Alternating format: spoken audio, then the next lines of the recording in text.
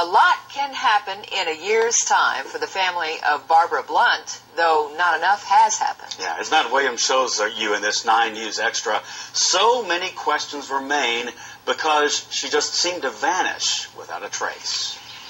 As Kristie Blount sits and looks through her wedding album, it's the face she doesn't see that keeps popping into her mind. Married just this past March, her mother was not there. Wasn't there for her to lean on, offer advice, or simply smile as she walked down the aisle. In fact, she has not spoken to her mother in almost a year, not since the day she vanished. It's hard, because you sit there and you think, why, who would have done it, where is she at, is she okay?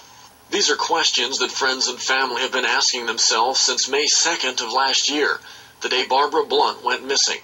The questions are much the same a year later as authorities in Livingston Parish continue to investigate. It's one of those things that just baffles us. I mean, we haven't heard anything. Every time that we get a phone call or we get any information, the detectives follow up on it. We look into it. The phone calls are not coming as often as they were in the days and weeks that followed her disappearance, a time period that saw many in the community join in the search.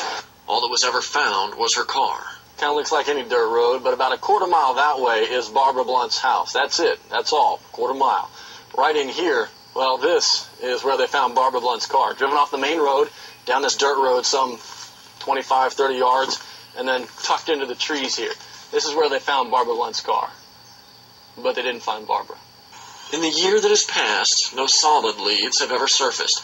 But still the family is hopeful, because while time can dull and weather a blade, the memories they have are still sharp and ever present. You don't forget. You think about it every day. There's not a day that goes by that we don't think about it. Kristie's mother had been a strong part of her life for the better part of 30 years. In fact, Kristie lives just down the road from her mom's house, has for years. So I would come up here and see her every day. Every day. Twice, 2 or 3 times a day. In front of Barbara's home are 4 trees. 2 planted when Kristie was born, 2 planted when her brother was born. Lasting memories of a mother's love for her kids, even as her daughter strikes out to make some new memories of her own. You just got to take day by day and think about what she would be happy,